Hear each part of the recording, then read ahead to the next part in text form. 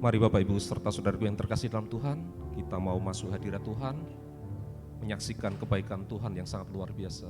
Karena ini kerinduan kita, lebih baik satu hari di pelataran Tuhan, dan kita akan lebih dalam lagi mencintai Tuhan.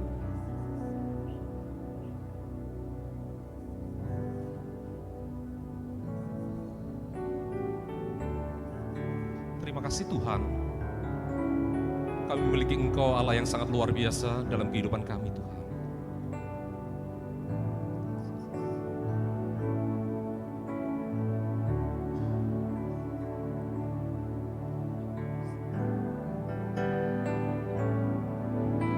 Satu hal yang ku rindukan ya Tuhan, selalu berada di dekat-Mu dengan segenap hati, dengan segenap jiwa, ku menanti di hadirat-Mu. Ini kerinduan kami Tuhan. Satu hal yang ku rindukan ya Tuhan, selalu berada di dekat-Mu dengan segenap hati kami Tuhan, dengan segenap hati, dengan segenap jiwa, ku menanti di hadirat-Mu.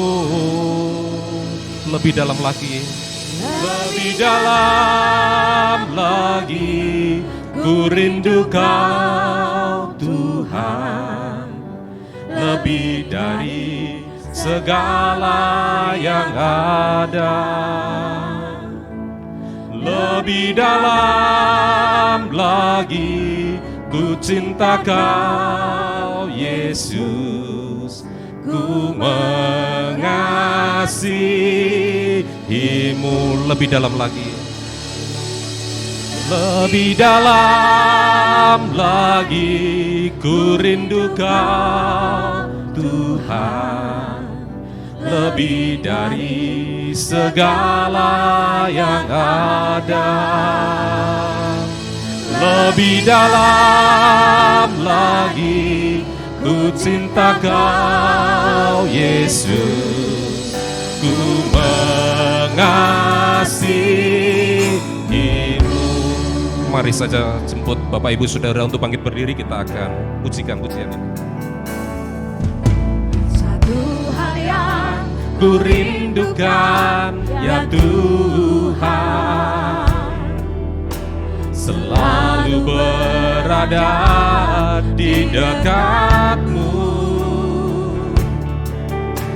dengan segenap hati, dengan segenap jiwa, ku menanti di hadirat-Mu. Satu hal yang kami rindukan Tuhan, senantiasa berada dalam hadirat-Mu Tuhan. ya Tuhan, Selalu berada di dekat-Mu dengan segenap hati, dengan segenap jiwa, ku menanti di hadirat-Mu. Lebih dalam lagi, ku rindu Kau Tuhan, lebih dari segala yang ada. Lebih dalam lagi, ku cinta Kau Yesus, ku mengasihi. Silakan jemaat saja yang akan pujikan refnya. Lagi ku rindu Kau Tuhan, lebih dari segala yang ada. Lebih dalam lagi, ku cinta Kau Yesus. Sekali lagi silakan jemaat saja yang akan pujikan lebih dalam lagi. Lebih dalam lagi ku rindu Kau Tuhan, lebih dari segala yang ada. Haleluya. Lebih dalam lagi ku cinta Kau Yesus.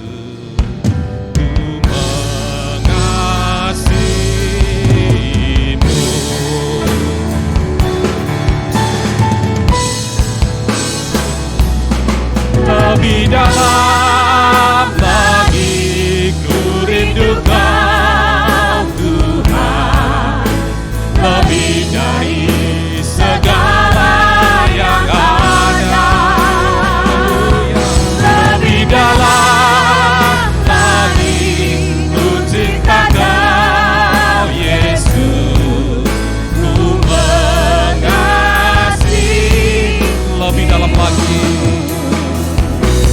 lebih dalam lagi ku rindu Kau Tuhan, lebih dari segala yang ada.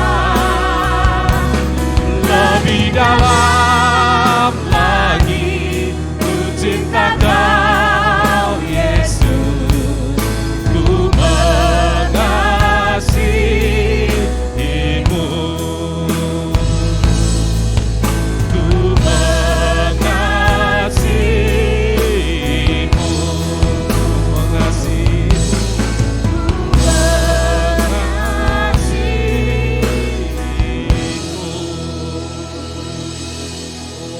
Haleluya. Terima kasih Tuhan. Ini kami Tuhan, kami mau sembah Kau.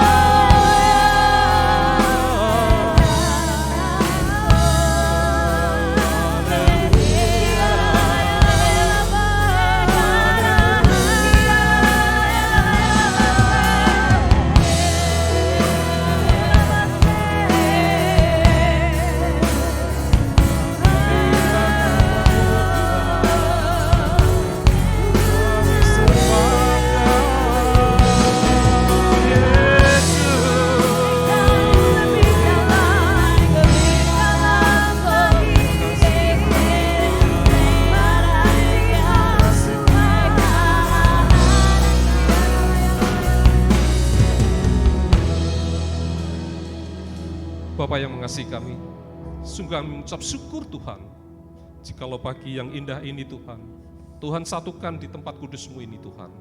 Kami yakin dan percaya, 2-3 orang bersekutu di dalam Engkau, Tuhan akan hadir di tengah-tengah kami. Tuhan akan siapkan rencana dan rancangan yang indah atas kehidupan kami Tuhan. Terima kasih Tuhan, Engkau berkati Tuhan, ibadah kami dari awal hingga akhirnya. Dalam satu nama Tuhan kami, Yesus Kristus, kami berdoa dan bersyukur. Setiap yang percaya katakan, amin.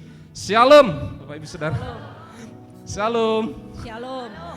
Puji nama Tuhan. Bukan suatu kebetulan kita ada di tempat ini, tetapi itu semua karena rancangan Tuhan yang baik atas hidup kami. Kami menyambut jikalau pada saat ini ada yang baru pertama kali hadir di tempat ini. Lambaikan tangan Bapak Ibu Saudara, kalau ada.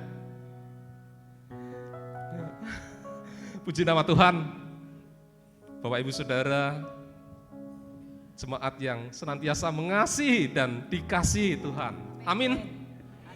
Mari kita akan terus bersukacita di hadapan Tuhan, karena hari ini, hari yang sangat luar biasa, hari ini, hari yang penuh bahagia, karena kita disatukan oleh Tuhan kita, Yesus Kristus. Haleluya, kami mau bersukacita di hadapan-Mu Tuhan.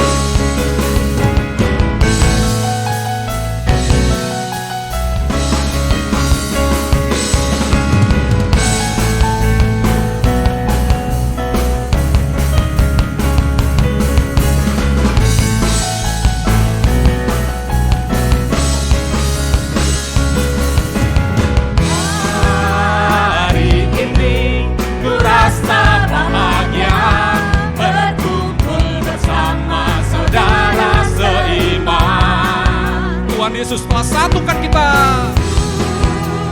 Tuhan Yesus telah satukan kita tanpa memandang di antara kita. Hari ini kurasa bahagia. Hari ini ku rasa bahagia berkumpul bersama saudara seiman. Haleluya.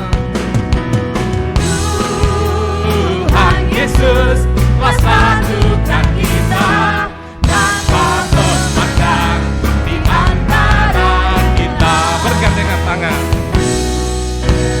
Gandengan tangan dalam kasih, dalam satu hati, berjalan dalam terang kasih Tuhan. Mari katakan, kau sahabatku, kau saudaraku.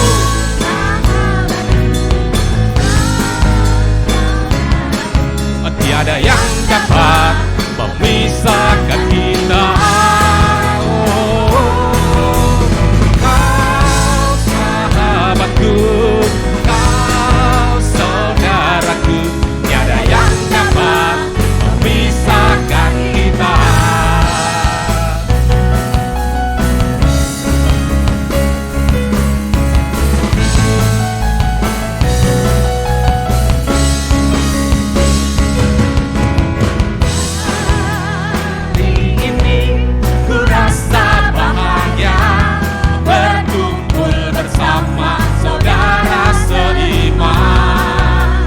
Tuhan Yesus telah satukan kita.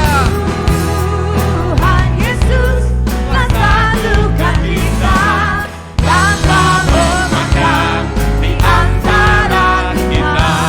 Mari kita bersama bergandengan tangan. Gandengan tangan dalam kasih, dalam satu Hati berjalan dalam terang kasih Tuhan. Haleluya. Kau sahabatku, kau saudaraku, tiada yang dapat memisahkan kita. Kau sahabatku, kau saudaraku, tiada yang Sekali lagi katakan, kau sahabatku, kau saudaraku. Kau sahabatku, kau saudaraku, tiada yang dapat memisahkan kita. Oh, kau sahabatku, kau saudaraku, tiada yang dapat memisahkan. Sekali lagi katakan, kau saudaraku, kau sahabatku.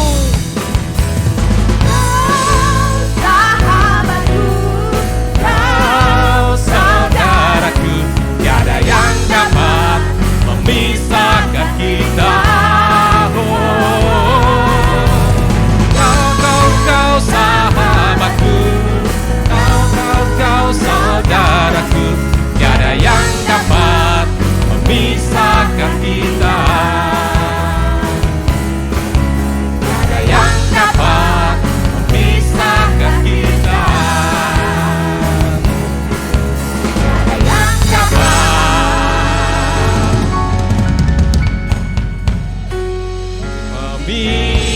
Memisahkan kita. Haleluya. Hari ini hari yang terbaik. Mari kita akan mengucap syukur di hadapan Tuhan. Haleluya. Ku mau tetap bersyukur, senantiasa Bersyukur segala yang ku alami, biar kehendakmu terjadi. Ku mau tetap bersyukur, senantiasa bersyukur. Hatiku kan bersuka, sebab hari ini hari yang terbaik. Haleluya. Haleluya, haleluya. Ku ada di tanganmu, kau beri rancangan yang terindah.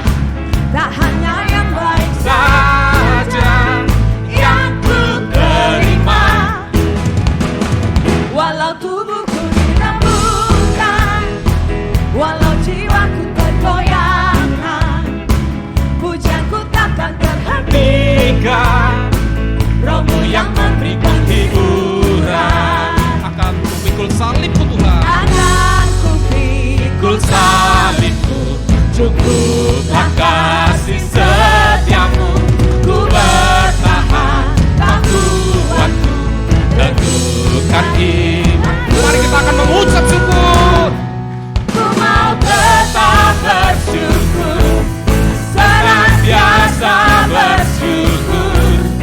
segala yang ku Alami yang kehendakmu terjadi.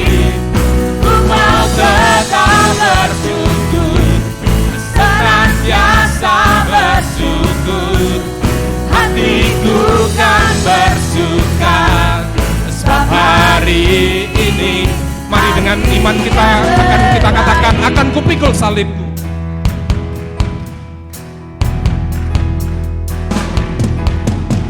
akan kupikul salibku. Cukuplah kasih setiamu, ku bertahan, tak kuatku, teguhkan imanku. Akan kupikul salibku, cukuplah kasih setiamu, ku bertahan, tak kuatku, teguhkan imanku. Akan kupikul salibku, cukuplah kasih setiamu, ku bertahan, tak kuatku, teguhkan imanku. Mau tetap bersyukur, senantiasa bersyukur. Segala yang ku alami, biar kehendakmu terjadi. Ku mau tetap bersyukur, senantiasa bersyukur. Hatiku kan bersuka, sebab hari ini hari yang terbaik.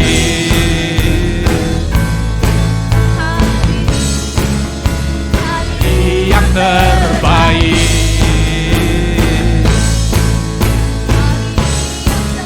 Sebab hari ini hari Haleluya. Hari ini hari yang luar biasa, hari terbaik untuk kemuliaan nama Tuhan.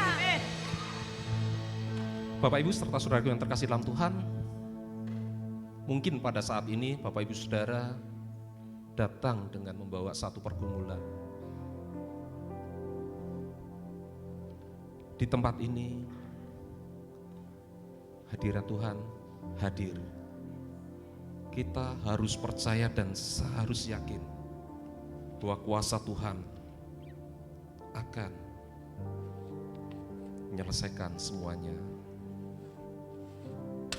Karena di tempat ini saya melihat banyak anak-anak Tuhan, banyak hamba-hamba Tuhan yang sangat luar biasa, yang memiliki hubungan yang dekat dengan Tuhan.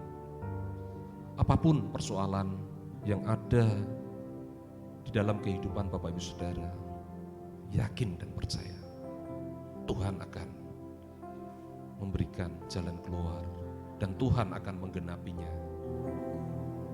Karena Tuhan akan menyatakan di waktu yang tepat dan di tempat yang tepat pula di gereja ini.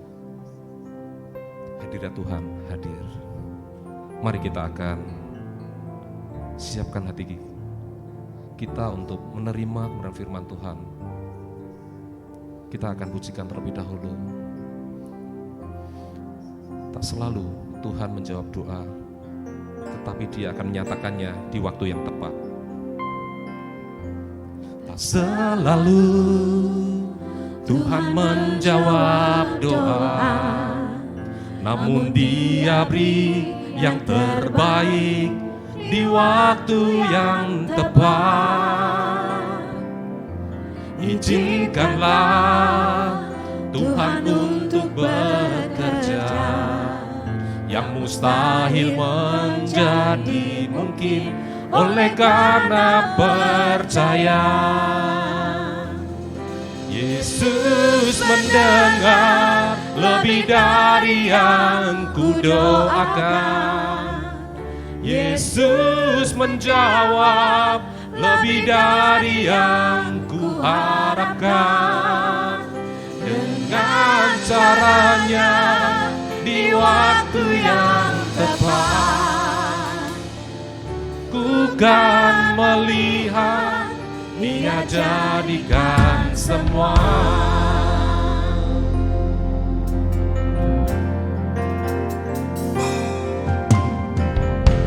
Tak selalu Tuhan menjawab doa, namun Dia beri yang terbaik di waktu yang tepat.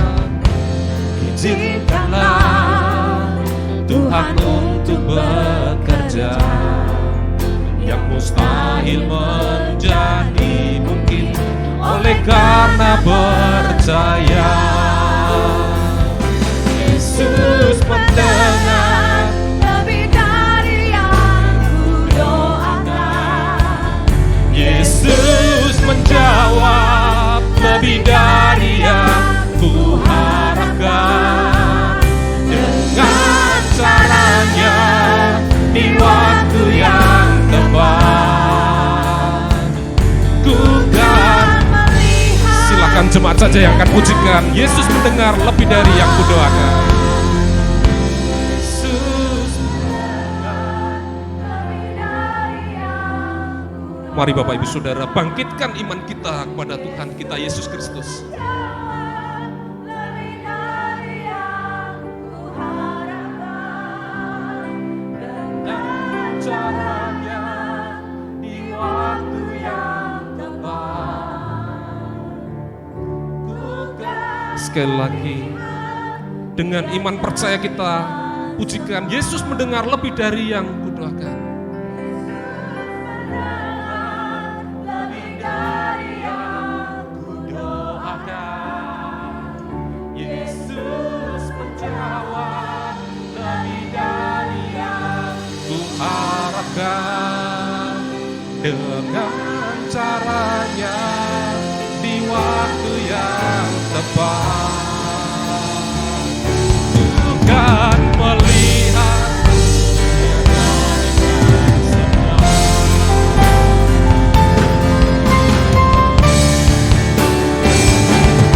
Yesus mendengar lebih dari yang ku doakan.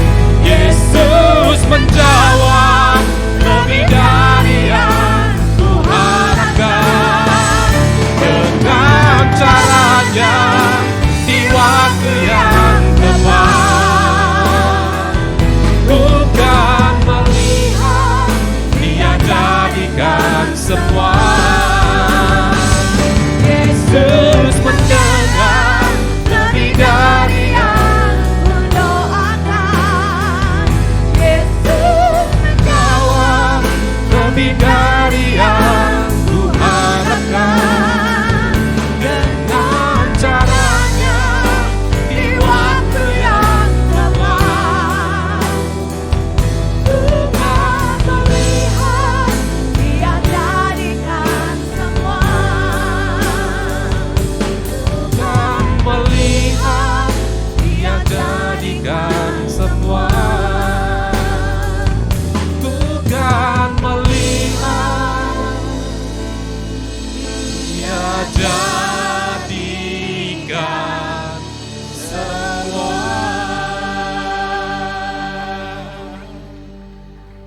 Tuhan, inilah doa yang diungkapkan dalam pujian, bahkan sebuah deklarasi yang diungkapkan oleh umat-Mu yang meyakini Engkau pribadi yang mendengarkan doa setiap umat-Mu. Bahkan bukan hanya apa yang kami rindukan, lebih daripada yang kami harapkan. Sesungguhnya Engkau Tuhan yang mendengar suara umat-Mu dan menunjukkan akan kasih sayang yang Tuhan rindu untuk dirasa. Dan kami mau percaya Engkau yang telah memilih setiap pribadi umat-Mu ini sebagai imamat yang rajani, bangsa yang kudus, umat kepunyaan Allah sendiri. supaya memberitakan perbuatan-perbuatan yang besar dan ajaib yang datang daripadamu. Kami mau percaya ini adalah saksi-saksi Tuhan yang mengalami firman, mengalami janji-janji Tuhan jadi kenyataan dalam hidup mereka. Sebentar kami akan mendengar bagian dari apa yang Tuhan janjikan. Dengan sikap yang benar, biar kami didapati sebagai orang yang percaya kepadamu. Berbicaralah Tuhan dengan roh hikmat, wahyu dan pengertian yang datang daripadamu. Yang kami percaya akan menolong setiap kami berubah seperti yang Kau rindu. Demi dan di dalam nama Tuhan Yesus, dan semua kita yang berharap kepada Bapa berkata, amin, amin. Silakan saudara duduk dalam hadirat Tuhan. Hari ini adalah hari raya Rosh Hasanah. Menurut orang Yahudi, mereka merayakan sejak tanggal 15 sampai dengan tanggal 17 hari ini, dari jam 18.06 sampai nanti sore 18.06. Dan biasa yang dilakukan oleh orang Yahudi pada saat mereka merayakan akan hari raya Rosh Hasanah, mereka akan membaca kitab Kejadian pasal yang ke-21 sampai dengan pasalnya yang ke-22. Beberapa hari yang lalu saya membagikan film yang berjudul The Only One. Siapa yang sudah menonton? Coba angkat tangan. Terima kasih, terima kasih. Enggak banyak ya. Saya ngelihat grup kita itu lebih dari 112, tapi yang melihat hanya beberapa. Enggak apa-apa, nanti kalau pulang Anda bisa cek lagi, lihat. Karena itu merupakan film viral, saudara. Di seluruh Indonesia dan jagat maya yang menjadi berkat bagi banyak orang, tapi juga menjadi pergumulan bagi orang-orang tertentu, menjadi pembicaraan yang memang saya berkata bahwa saudara-saudara kita Muslim kan juga percaya bahwa mereka adalah keturunan Ibrahim, kalau kita Abraham, walaupun berbeda ya, tapi ada sesuatu persamaan penggunaannya. Nah, mereka menggunakan Al-Quran dengan kisah-kisah yang ada, kita menggunakan akan Alkitab. Nah, ini merupakan sesuatu yang kemudian begitu runutan akan kisah itu, kalau Anda lihat memang tepat seperti yang Alkitab kita baca gitu. Bagaimana Abraham itu sebagai orang beriman ketemu dengan Tuhan di Ur Kasdim dan kemudian dibimbing, disertai oleh Tuhan secara luar biasa. Saya bersyukur banget melihat film itu karena memang si aransemennya itu luar biasa. Bagaimana membuat orang-orang yang melihat itu seperti melihat akan kehidupannya sendiri. Tuhan berjanji kepada Abraham dan kemudian dalam perjalanannya banyak pergumulan yang dihadapi. Pergumulan yang pertama-tama tentu saja dari istrinya yang namanya siapa saudara? Sarah gitu ya, istri Abraham namanya Sarah. Hari itu Sarah bertanya, dia bertanya, masa kita mau pergi ke suatu tempat?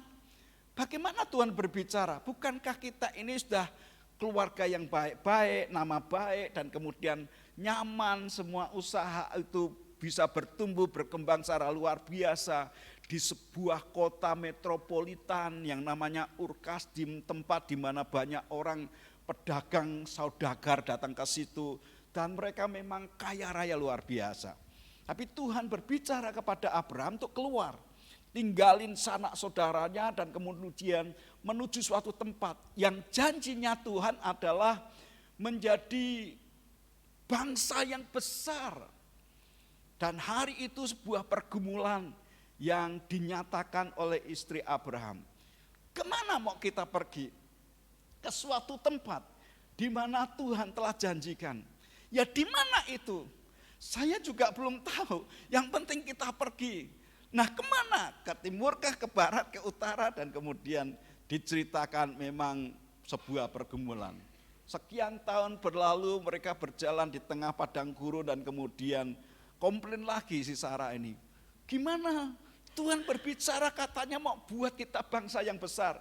Sampai 10 tahun aku nikah sama kamu. Belum ada tanda-tanda bahwa kita itu punya anak. Bagaimana mungkin bangsa yang besar akan hadir melalui kehidupan kita. Itu pergumulan berlanjut luar biasa. Sampai kita tahu memang itu merupakan peristiwa yang luar biasa. Saya minta tolong sama Pak Heru, Pak Heru bisa enggak di-cut sedikit 3 menit gitu dan kemudian ditayangkan, udah bisa belum? Nah mungkin kita akan lihat dulu ya tayangan itu ya selama 3 menit, paling tidak memberikan sebuah gambaran. Kalau Anda nanti di rumah tolong baca Kejadian pasal yang ke-21 sampai dengan pasalnya yang ke-22. Itu kisah yang sangat menarik dan kemudian memang dilanjutkan terus sampai 25 karena di pasal yang ke-25 pergumulan si Sarah meninggal dan kemudian banyak hal terjadi. Nah, kita akan bersama-sama menyaksikan cuplikan The Only Son yang disiapkan. Mari silakan.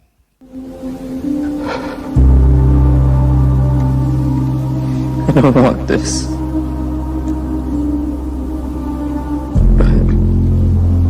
Not my will.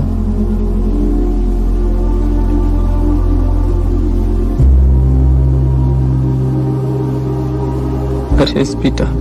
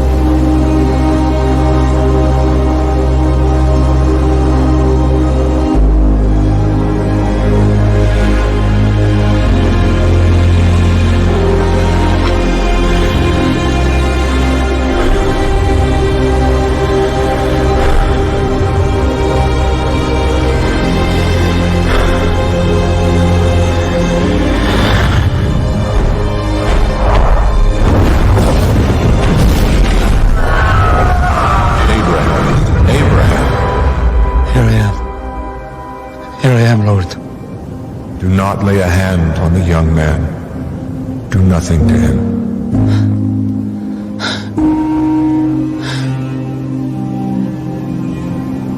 Now I know that you fear God, since you have not withheld your son, your only son, from me. What happened? He has spared you. The Lord has spared you.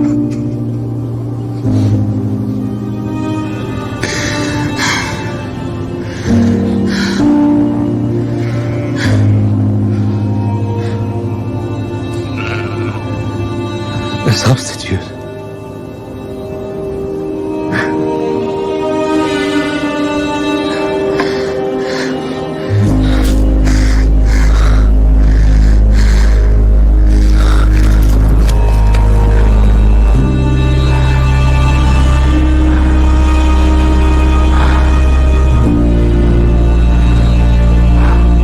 The Lord will provide in this place. Here. And the mountain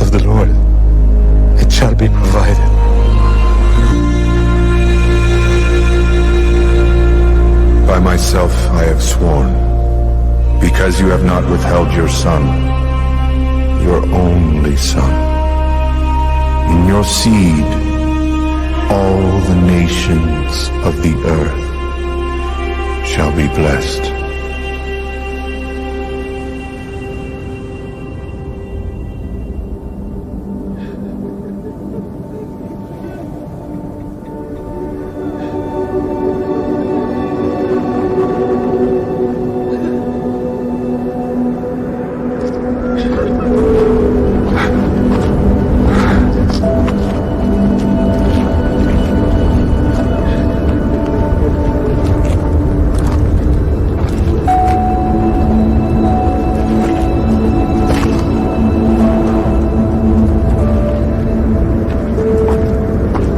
Truly, this man was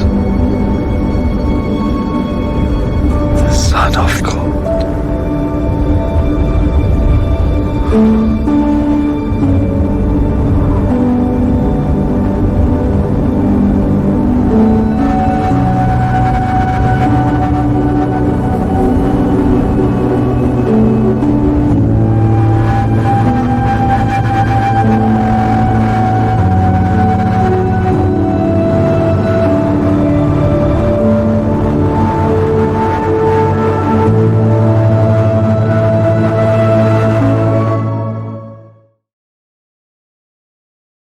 melainkan beroleh hidup yang kekal. Saya ajak saudara sekalian membaca paling tidak dari sebuah kisah yang dialami oleh Abraham dari Kejadian pasal yang ke-21 ayat yang pertama sampai dengan ayatnya yang ke-7. Ini merupakan janji Tuhan dinyatakan dalam keluarga Abraham.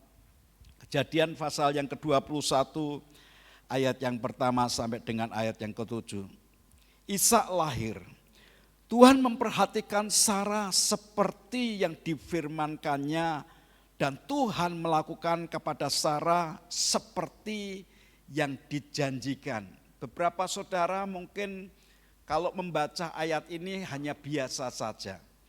Tapi kalau saya membaca ayat itu, Tuhan memperhatikan Ishak Triwaryanto, nama saya Ishak kebetulan saudara, Ishak Triwaryanto, seperti yang difirmankannya dan Tuhan melakukan kepada Ishak Triwaryanto seperti yang dijanjikannya. Anda boleh sebut nama saudara di dalam bagian itu menggantikan nama Sarah. Maka mengandunglah Sarah. Lalu ia melahirkan seorang anak laki-laki bagi Abraham dalam masa tuanya. Perhatikan kata-kata masa tuanya benar-benar berbeda banget dengan janji yang diberikan.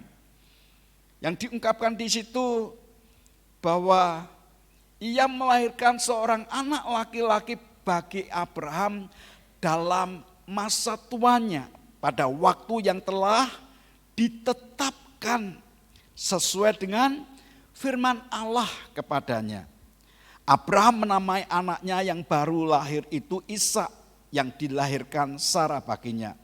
Kemudian Abraham menyunat Ishak anaknya itu ketika berumur 8 hari seperti yang diperintahkan Allah kepadanya. Adapun Abraham berumur 100 tahun ketika Ishak anaknya lahir baginya. Berkatalah Sarah, Allah telah membuat aku tertawa. Kenapa tertawa? Setiap orang yang mendengarnya akan tertawa karena aku. Kenapa tertawa? Lagi katanya, siapakah tadinya yang dapat mengatakan kepada Abraham, Sarah menyusui anak? Namun aku telah melahirkan seorang anak laki-laki baginya pada masa tuanya. Ada banyak orang di masa, sekarang dibahasakan di masa seniornya, di masa tuanya. Mereka berkata ya sudah berhenti sampai di sini. Enggak akan ada produksi apa-apa dalam hidupku. Tapi sesungguhnya enggak. Tuhan yang punya rencana yang hebat. Tuhan yang telah menetapkan dan Dia sudah berbicara dengan firman-Nya. Sebuah perjanjian di hari seperti ini, di masa seperti ini, nanti Sarah akan mengandung dan dia akan mempunyai seorang anak dari dirimu sendiri. Kalau Anda perhatikan apa yang diungkapkan Tuhan ini benar-benar membuat Sarah surprise. Dia berkata, orang pasti akan tertawa terhadap aku. Bahkan dirinya sendiri tertawa pada saat melihat kandungannya ada. Dan dia berkata, lucu ya, umurku sudah suntuk dan kemudian aku mengandung. Umurku sudah suntuk, aku akan menyusui. Saya ingat waktu Giver masih kecil, memang seringkali kami pelayanan sehingga dia mesti dengan terpaksa nenen dari susu ibu saya. Dia berkata, kenapa saya bodoh? Karena saya minum susu expired katanya itu saudara ya. Dan sebenarnya sih enggak expired gitu ya. Itu memang sudah tua. Saya membayangkan usia ibu waktu itu mungkin sekitar berapa? 70 atau 60-an lah. Karena sekian puluh tahun, Giver sekarang usia 28 tahun. Dan saya membayangkan ibu saya usia 70-an lah. Apakah sudah expired ya buat dia sebagai sesuatu yang, karena waktu itu bersama dengan adik saya juga punya anak, hampir bersamaan beda 1 tahun gitu. Jadi kiri kanan itu ada cucuk saudara. Cucuknya laki-laki, dua-duanya gede saudara. Apalagi keponakan saya itu sekarang lebih tinggi daripada Giver. Badannya juga lebih tegap gitu. Dan mereka yang satunya Selasa Kliwon, yang satunya Jumat Kliwon. Bayangkan dua-duanya Kliwon. Jadi rebutan akan neneknya saudara. Dan lucu banget kalau kita melihat. Ya bayangan saya seperti itu. Seperti seorang nenek yang baru melahirkan anak.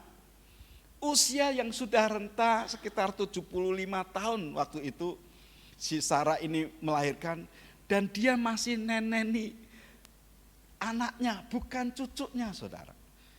Sehingga dia berkata, dia tertawa.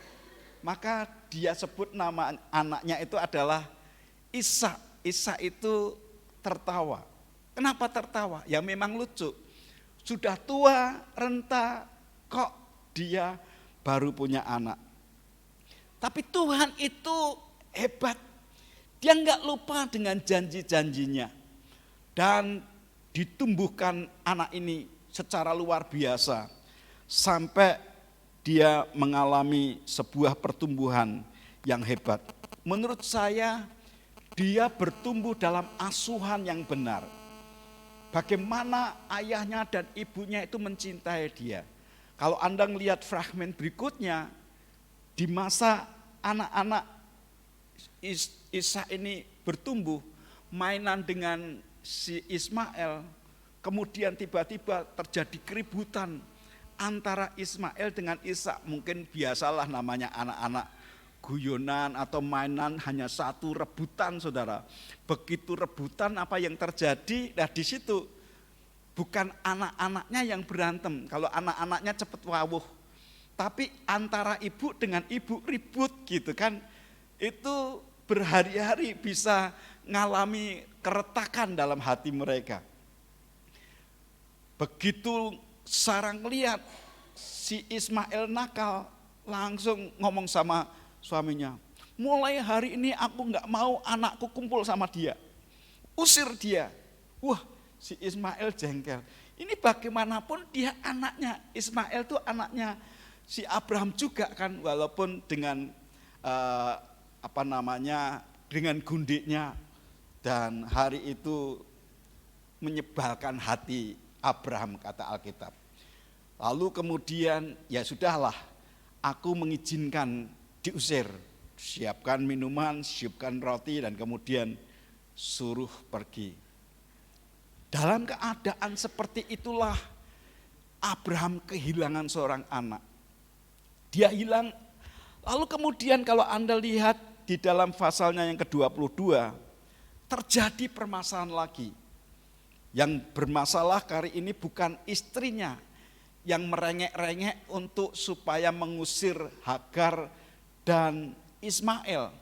Tapi kali ini ada sebuah permasalahan lagi. Di judulnya kepercayaan Abraham diuji.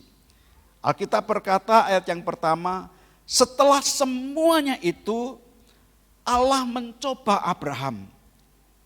Ia berfirman kepadanya, Abraham, lalu sahutnya, ya Tuhan.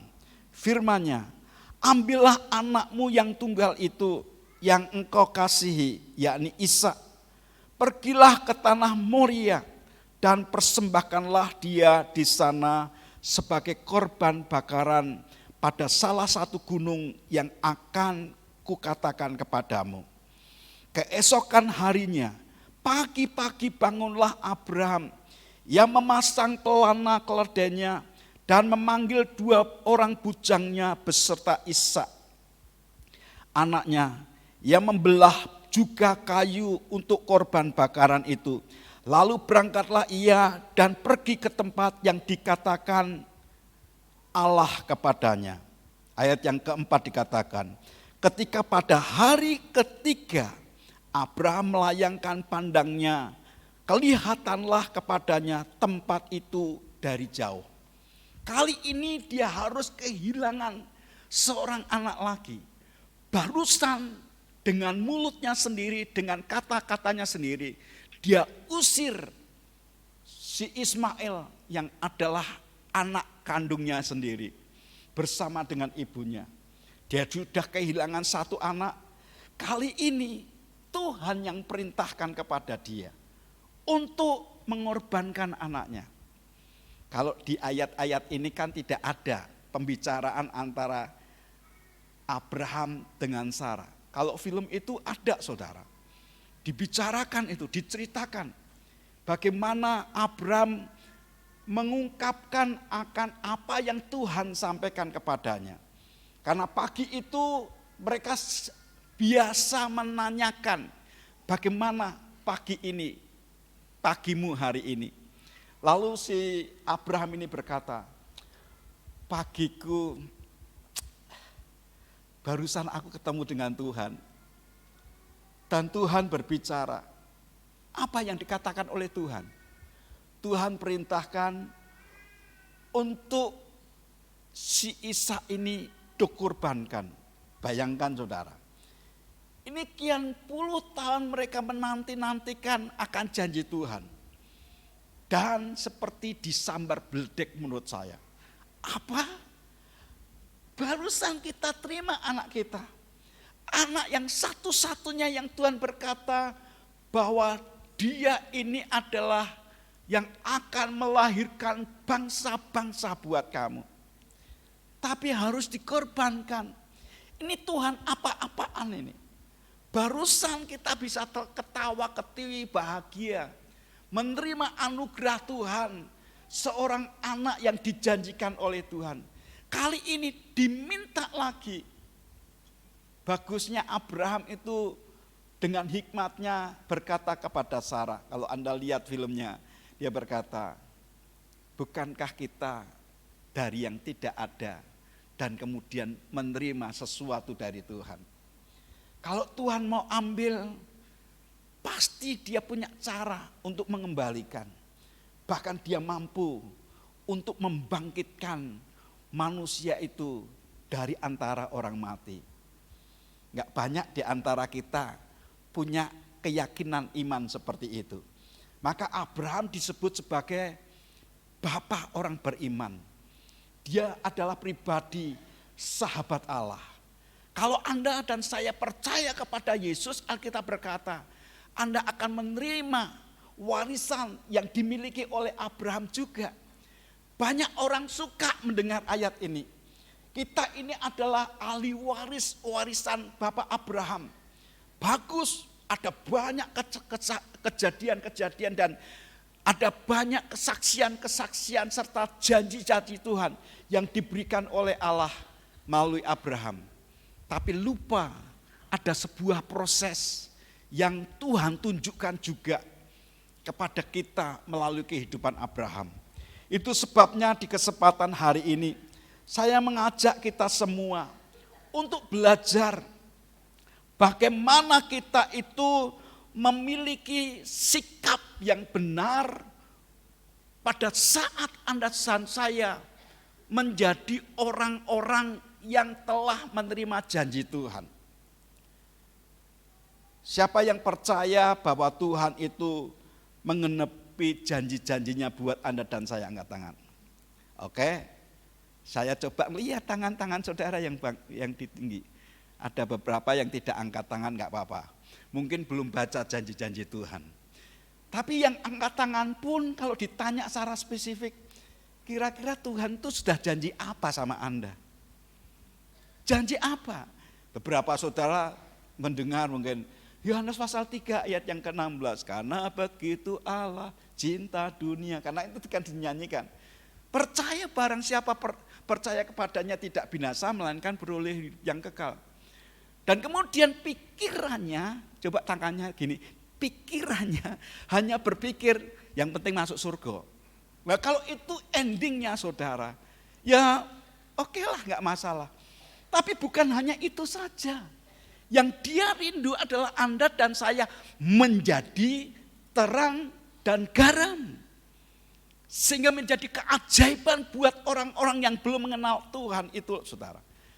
Tuhan mau pakai setiap kita menjadi imamat yang rajani bangsa yang terpilih umat kepunyaan Allah untuk memberitakan perbuatan-perbuatan yang besar dari Dia.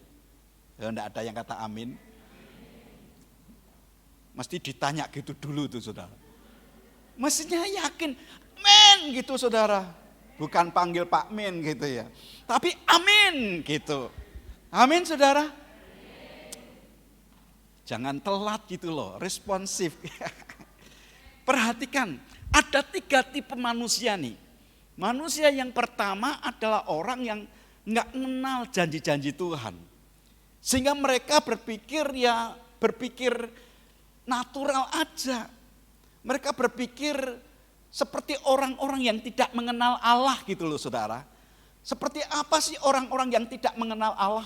Hidupnya khawatir, takut, mengalami stres, menghadapi masalah sedikit kemudian katanya orang Kristen kok gini-gini terus. Ya mungkin karena KTP-nya aja Kristen. Tapi manusia yang kedua yang berbeda adalah orang yang ngerti janji-janji Tuhan. Tuhan berjanji, Tuhan berjanji, Tuhan berjanji dia jadikan kepala dan bukan ekor. Tuhan berjanji dia akan angkat kita naik dan tidak turun. Tuhan berjanji akan membuat kita menjadi bangsa yang besar. Karena Tuhan menyertai kita. Tuhan berjanji akan menyediakan segala yang aku perlukan. Tuhan berjanji gitu. Yang kedua ini. Tapi hanya percaya saja. Tapi ada orang yang ketiga. Bukan hanya terima janji Tuhan. Tapi dia memiliki respon yang benar. Nah orang yang respon yang benar ini ngadepin apapun tidak terpengaruh oleh keadaan, oleh perasaan, oleh kenyataan. Anda ingat apa yang disampaikan oleh Pak Adi, kita itu tidak melayani Tuhan yang berdasarkan perasaan. Kita tidak melayani Tuhan yang berdasarkan kenyataan. Tuhan bukan yang kita itu bukan melayani Tuhan yang berdasarkan akan keadaan. Tapi Tuhan itu yang kita layani oleh karena iman, saudara. Karena perasaan seringkali kita menipu. Karena seringkali keadaan yang ada di sekitar kita itu seperti apa? Fata Morgana. Kelihatan koyok yo-yo. Kalau Anda siang-siang hari seperti ini, jalan di jalan yang lurus atau tanah yang luas, maka Anda akan melihat seperti gelombang air. Dan Anda bayangkan, wah ada air di sana. Anda kejar, nggak ada air. Itu fata morgana. Dan banyak orang tertipu oleh karenanya. Bahkan bukan hanya tertipu, MATI karenanya. Apa saudara? Mate. Gitu. Karenanya saudara. Karena tertipu. Dan Tuhan mengajarkan kepada kita untuk hidup oleh percaya. Hidup oleh karena iman. Siapa yang pernah masuk ke surga? Angkat tangan. Ada yang di pojok sana masuk ke surga. Mungkin pernah ngerasa ke surga saudara, ya kan? Mungkin ya. Karena pernah ngalami. Saya sih percaya aja karena banyak orang sih dibawa oleh Tuhan masuk ke surga gitu. Tapi juga banyak orang kan katanya dibawa ke neraka. Lalu apa yang dilihat di neraka sana? Dia melihat iblis sedang menyiksa orang. Saya ketemu dengan rektor saya di beberapa waktu yang lalu, dia cerita. Aku kok nggak percaya kalau ada orang Kristen dibawa ke neraka. Loh kok nggak percaya Pak? Dia berkata, kamu tahu neraka itu diciptakan oleh Tuhan untuk menghukum iblis. Lah kok orang yang lihat itu malah yang punya otoritas si iblis di neraka. Sehingga apa? Membunuh menyiksa anak-anak Tuhan di sana. Saya nggak percaya apa yang mereka lihat itu. Masuk akal juga sih. Kenapa? Neraka itu diciptakan oleh Tuhan untuk menghukum iblis. Tapi banyak anak Tuhan yang melihat mereka kan orang-orang disiksa. Sing nyiksa siapa? Iblis. Jadi yang punya otoritas siapa? Iblis. Nah dia berkata, aku nggak percaya kan hal itu. Anda boleh percaya, Anda boleh tidak. Saya mau sepakat dengan rektor saya. Mereka berkata bahwa tidak ada neraka yang diciptakan oleh Tuhan untuk menghukum anak-anaknya. Karena Tuhan telah menyediakan surga buat anak-anaknya. Amin. Saya berharap Anda mengerti akan bagian ini. Dan saya mengajak Anda kalian, kita semua, untuk kita belajar apa yang dialami oleh Abraham tatkala dia menerima janji Tuhan. Ingat saudara, ada orang yang saya berharap ini bukan ada di antara kita, di mana orang itu tidak mengenal akan janji-janji Tuhan. Bisa enggak orang Kristen tidak mengenal janji-janji Tuhan? Bisa. Mungkin dia hanya datang ke gereja, mungkin bisa aktif jadi choir, mungkin bisa aktif jadi pelayan-pelayan, tapi enggak ngerti apa yang dilakukan. Dia memikirkan hanya show off. Seperti bintang-bintang film gitu saudara. Mereka kan memanfaatkan panggung untuk eksis saudara. Tapi enggak pernah mengenal akan janji Tuhan buat dirinya sendiri. Kenapa? Baca Alkitab aja enggak. Karena Alkitab adalah janji-janji Tuhan. Perjanjian lama dan perjanjian baru itu janji-janji Tuhan yang harus kita hidupi, yang harus kita alami saudara. Jangan di antara kita ada yang disebut sebagai orang yang tidak percaya. Kalau sampai ada orang yang belum percaya, kita mesti tumpang tangan sama-sama supaya orang itu bisa percaya. Karena begitu Anda keluar di sana, Anda akan dipertemukan dengan berbagai macam hal. Seperti yang disampaikan oleh Tuhan pada sebuah perumpamaan di mana ada seorang penabur. Satu orang menabur ada di pinggir jalan dan kemudian benih itu dimakan sama burung, tidak ada pertumbuhan sama sekali. Ada yang menabur kena di semak-semak belukar dan kemudian kena kekhawatirannya, apa yang terjadi? Ditindas. Karena kebutuhan dunia, kebutuhan duit, kebutuhan istri, kebutuhan suami. Para jomblo kan cari istri kan atau suami kan. Pengen. Akhirnya apa? Ragu. Enggak apa-apalah. Pokoknya siapa aja yang di depan saya tangkap tak pek gitu. Enggak kayak gitu. Kalau Anda percaya Dia yang menyediakan segala keperluanmu, yakinlah Dia telah menyediakan buat kita. Fragmen ini luar biasa sebenarnya. Saya berharap, saya sudah share di grup, saya berharap Anda bisa nonton. Memberikan sebuah gambaran yang begitu jelas. Dan yang ketiga adalah orang yang memiliki sikap yang benar. Sikap yang benar itu pada saat dia terima janji, dia akan memanifestasikan kehidupannya sampai jadi janji itu jadi kenyataan. Firman itu jadi daging atas hidupnya. Ini yang saya ajak kita semua belajar dari Abraham. Mengapa justru iman Abraham itu diuji pada saat setelah dia menerima janji. Dia terima janji bahwa aku menyertai kamu dan kemudian akan lahir keturunan yang akan menjadi bangsa yang besar.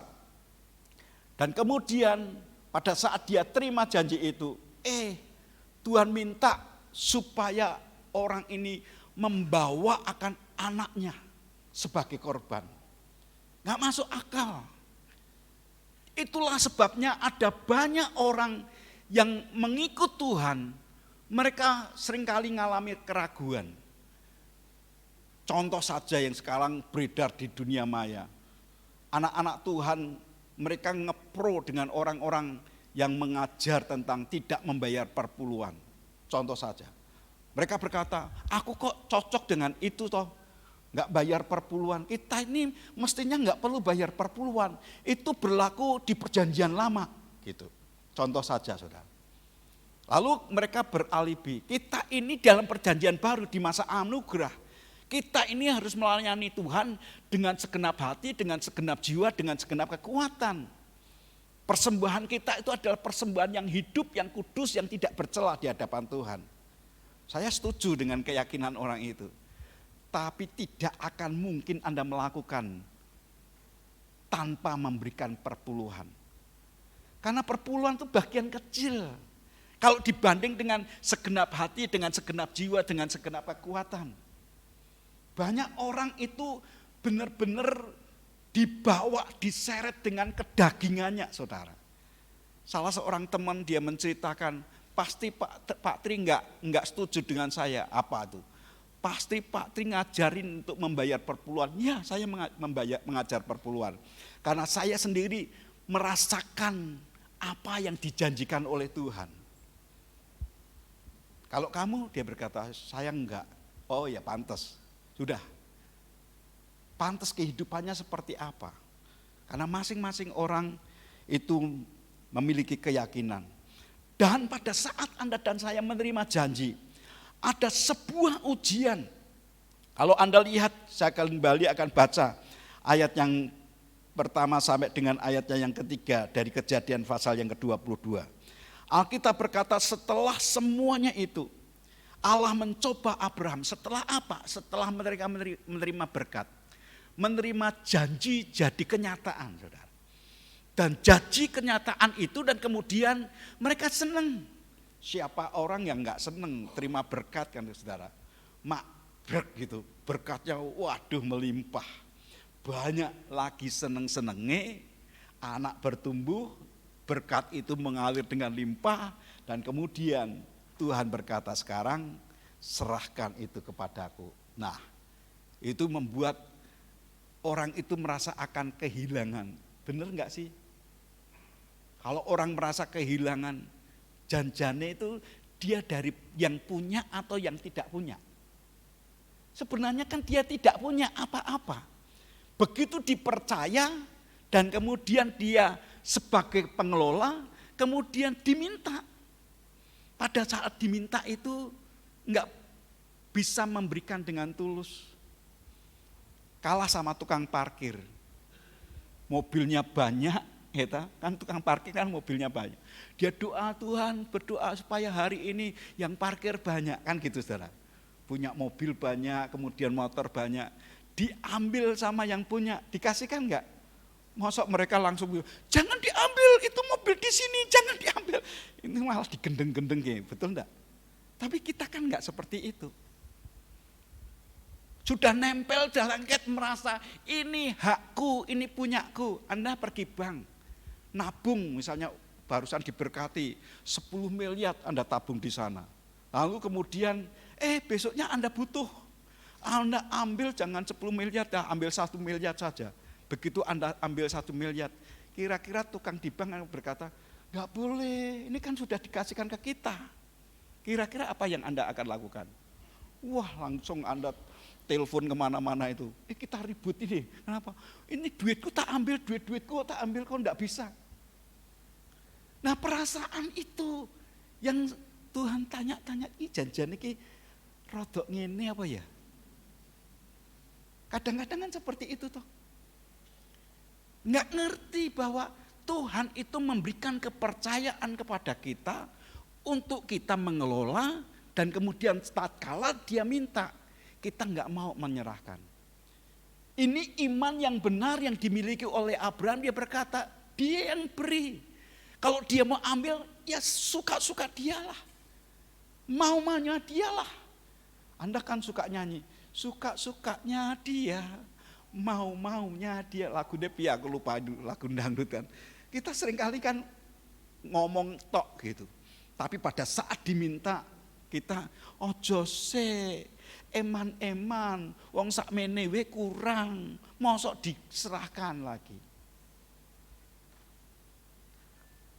Pada saat Anda menerima janji, menerima akan kenyataan janji itu, di situ ujian disampaikan.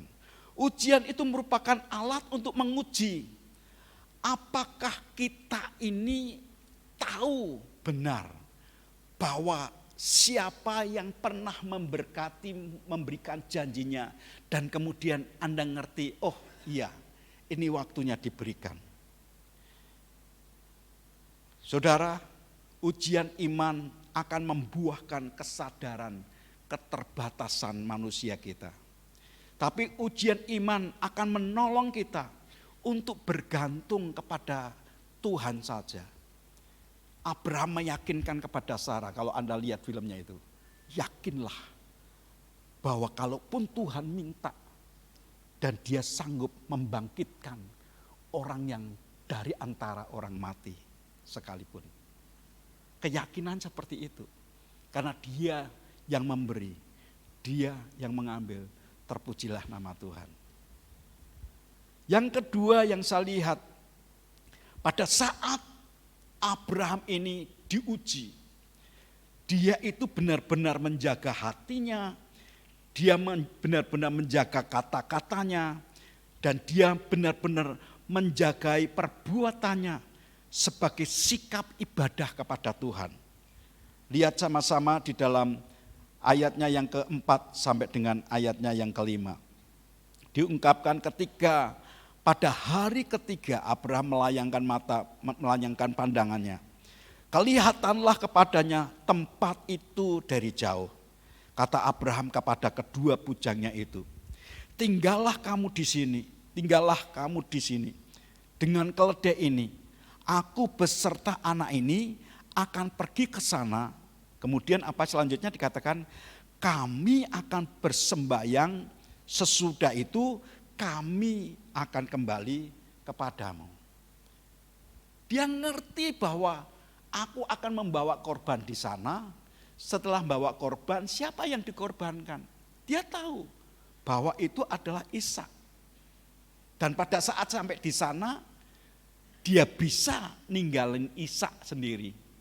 Dan dia akan pulang. Tapi bahasanya bukan kami. Bahasanya aku akan datang kepadamu. Kok aku? Jadi tanda-tanya kan. Tapi yang berkata, kami akan datang kembali kepadamu. Sebenarnya orang yang memberi korban itu kira-kira kehilangan enggak, saudara? Kalau dari ayat ini. Enggak kehilangan. Justru akan mendapatkan akan hal yang jauh lebih besar dalam hidup mereka. Lihat sebuah sikap yang luar biasa. Waktu Anda bawa persembahan itu, bawa persembahanmu dengan hati yang rela dan taat. Anda bawa ini Tuhan. Kalau misalnya Anda pergi mau ke gereja, hamba-hamba Tuhan sikapnya luar biasa. Waktu Musa diperintahkan untuk beribadah kepada Allah, si Fir'aun berkata, boleh kalian, tapi jangan kambing domba, jangan anak-anak. Mereka berkata, si Musa berkata, Tuhan perintahkan kami semua. Sebab kami tidak tahu mana yang dipilih oleh Tuhan. Apakah ini ataukah itu. Dia bawa semuanya. Dalam perjalanan untuk beribadah kepada Tuhan, hatinya itu tertuju kepada Tuhan. Dia datang kepada Tuhan dengan membawa segala sesuatu yang ada padanya. Pada saat Tuhan perintahkan, beri yang ini, dia mengerjakan dalam ketaatan. Sebab dia tahu semuanya bersumber dari dia, oleh dia, untuk dia, dan kepadanya lah kemuliaan sampai selama-lamanya. Saya dengar nih, Pak Stadi pernah ke Manado. Saya punya istri Manado tapi nggak pernah diajak ke Manado. Ini istri saya, istri yang luar biasa. Kok nggak pernah diajak ke Manado? Lawang saya juga nggak pernah ke sana. Waktu kecil ini, kapan kita ke sana? Kita mungkin jalan-jalan ke sana. Nah, Pak Stadi itu cerita, beberapa tahun tinggal di sana. Sesuatu yang spesial yang tidak pernah dia lihat di Jawa ini. Orang kalau membawa persembahan, kalau katakanlah ini terlalu besar, dia bisa mampir ke warung rokok, warung kopi, beli apalah ya, supaya uang direcehkan dan diberikan uang receh itu. Tapi kalau di Manado beda, orang itu bisa tuker, saudara, persembahan diwilih, ini ditukar. Kadang-kadang ketuker yang gede, saudara, yaitu yang repot. Itu maksud sih kayak gitu, iya Pak, mereka bisa lakukan seperti itu. Ya ampun, mudah-mudahan di GKI Manyaran gak ada gitu. Karena diamplopin gitu. Makanya diamplopin mungkin ya ben ora dilihat itu. Mungkin. Tapi itu sesuatu yang buat saya kok aneh ya. Mestinya kita sembahyang kepada Tuhan, apa yang akan kita lakukan kepada Tuhan. Tuhan, apa yang Engkau ingini? Bahkan Anda nyanyikan, yang ku ingini Engkau saja, diam dalam kehendak rencanamu. Kemudian apa? Pisahkan diriku dari dunia ini, semakin ku damba kerajaanmu. Kan gitu mestinya. Yang saya percaya, Tuhan itu melihat kedalaman hati kita. Di dalam ayatnya yang keempat dan kelima ini merupakan perkataan-perkataan firman. Dan sikap hidup yang merupakan bagian dari ibadah. Alkitab mengajarkan apa yang kamu lakukan dengan segenap hati. Seperti untuk Tuhan dan bukan untuk manusia. Waktu Anda lakukan apapun juga, lakukan dengan segenap hati. Waktu Tuhan perintahkan, lakukan dengan setia. Ayatnya yang ke-6 sampai dengan ayat yang ke-9 dikatakan, lalu Abraham mengambil kayu untuk korban bakaran itu dan memikulkannya ke atas bahu Ishak anaknya, sedang di tangannya dibawanya api dan pisau. Demikianlah keduanya berjalan bersama-sama. Lalu berkatalah Ishak kepada Abraham ayahnya, Bapa, sahut Abraham, ya anakku, bertanyalah dia. Di sini sudah ada api dan kayu, tetapi di manakah anak domba itu? Anak domba untuk korban bakaran itu. Ayat yang ke-8 baca sama-sama dengan saya. 2, 3. Sahut Abraham, Allah yang akan menyediakan anak domba untuk korban bakaran baginya anakku. Demikianlah keduanya berjalan bersama-sama. Sampailah mereka ke tempat yang dikatakan Allah kepadanya. Lalu Abraham mendirikan mezbah di situ. Disusunnyalah kayu, diikatnya Ishak anaknya itu, dan diletakkannya di mezbah itu di atas kayu api. Sampai Anda melihat bagaimana film itu ditunjukkan. Itu Ishak tanya, semua sudah tersedia. Lalu korbanannya itu siapa? Baru Abraham berkata, nak, maafkan saya.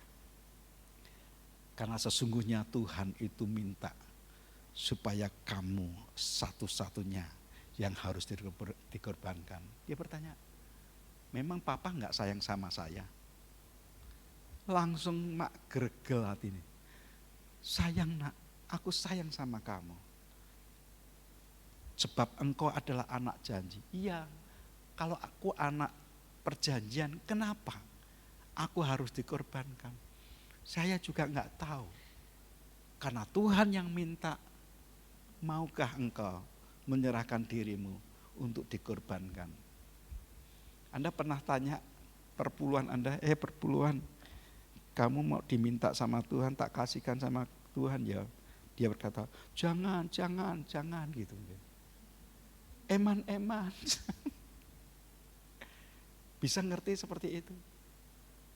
Suatu hari Tuhan perintahkan kami. Ini 2 anak masih kecil-kecil waktu itu.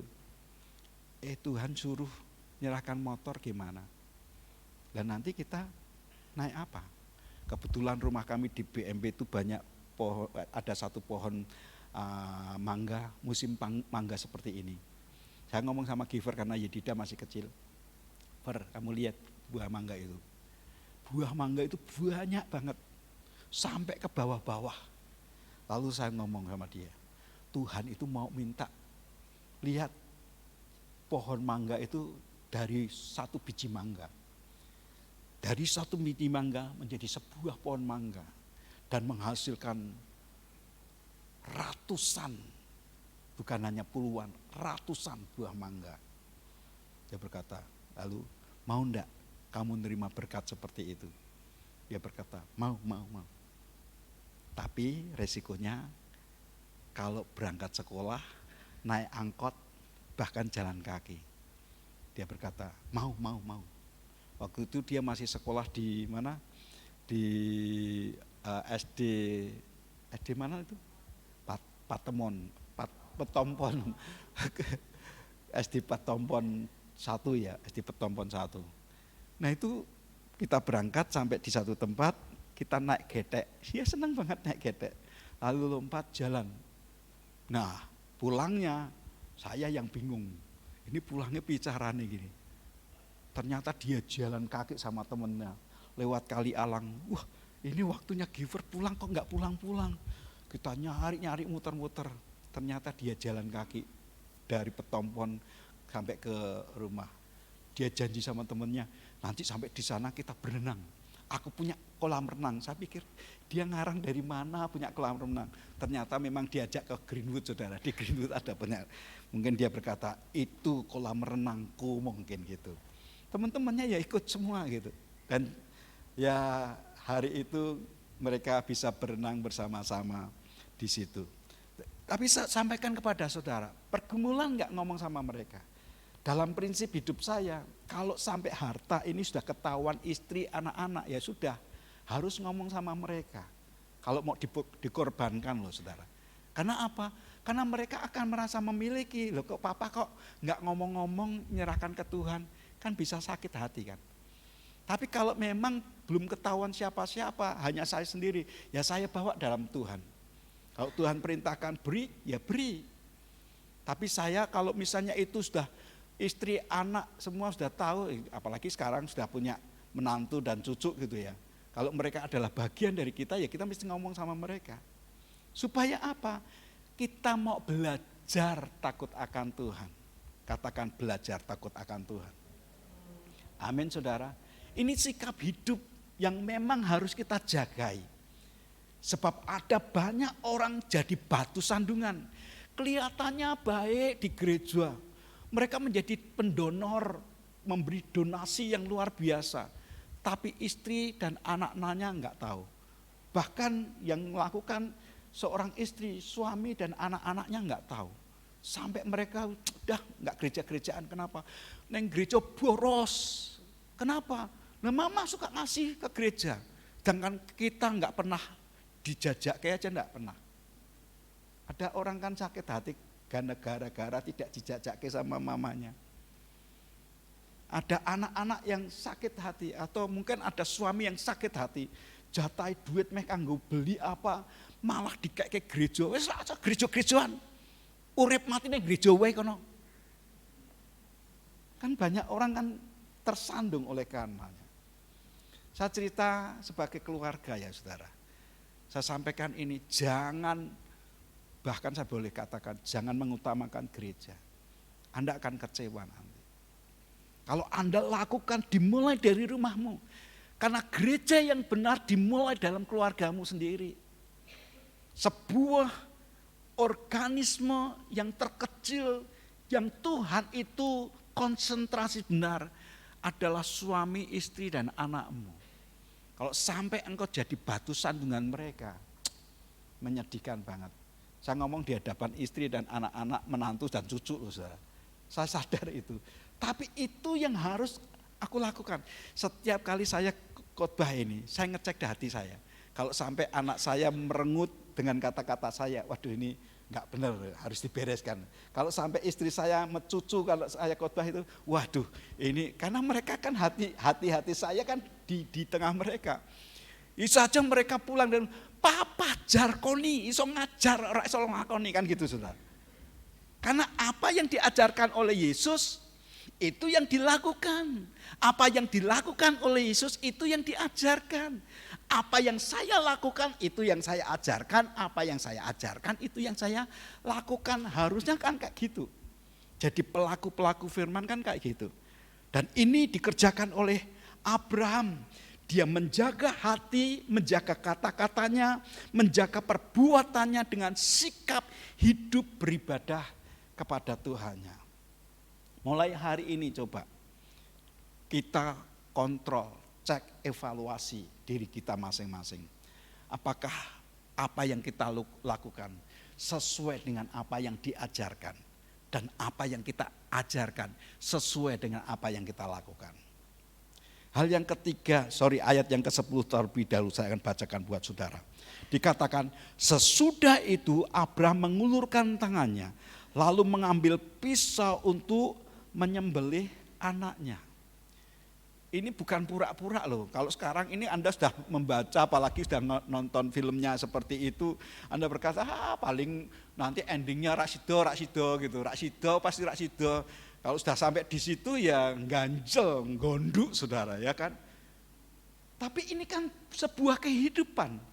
Tatkala Anda bawa sesuatu di dalam Tuhan, Anda akan getar, namanya korban itu sakit, katakan korban itu sakit.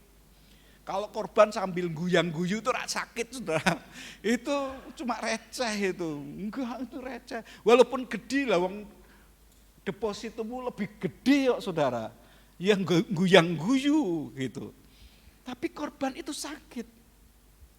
Dia ngerti ini bagian yang harus dilepas, bahkan harta yang harus dibinasakan. Karena itu gandoli yang membuat hubungan kita pribadi dengan Tuhan itu seperti tersekat. Alkitab ngajaran, bukan tanganku kurang panjang untuk terulur dan menolong engkau. Bukan telingaku kurang tajam untuk dengar doa-doamu. Tapi penghambat antara aku dan engkau adalah dosa. Apa saudara? Dosa-dosamu. Nah kalau masih ada dosa menghambat, wah itu kayak magnet tidak bisa ketemu gitu. Ada hambatan. Tuhan rindu Anda dan saya diberkati secara luar biasa. Anda lihat bagian yang ketiga, ini yang disukai orang-orang Kristen. Hadiah dari sikap yang benar terhadap janji Allah. Ayat yang ke-11 sampai dengan ayat yang ke-14. Dikatakan ayat yang ke-11, tetapi berserulah malaikat Tuhan dari langit kepadanya. Abraham, Abraham. Sautnya, ya Tuhan. Lalu ia berfirman, jangan bunuh anak itu dan jangan kau apa-apakan dia. Sebab telah ku ketahui sekarang bahwa engkau takut akan Tuhan, akan Allah. Dan engkau tidak segan-segan untuk menyerahkan anakmu yang tunggal kepadaku.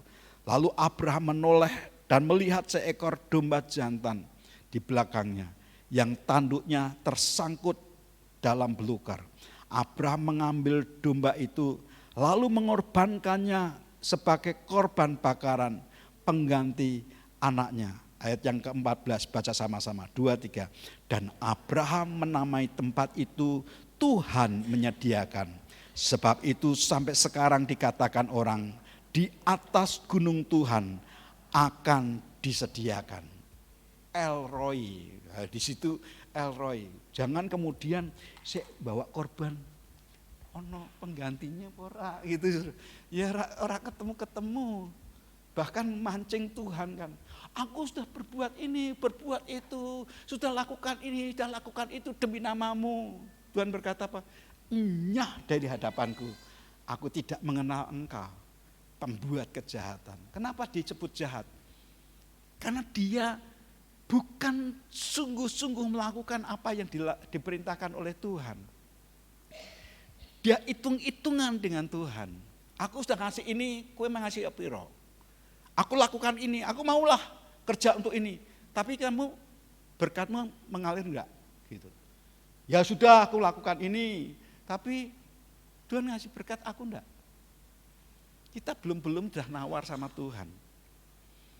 Tuhan rindu untuk kita, begitu kita lakukan sesuatu.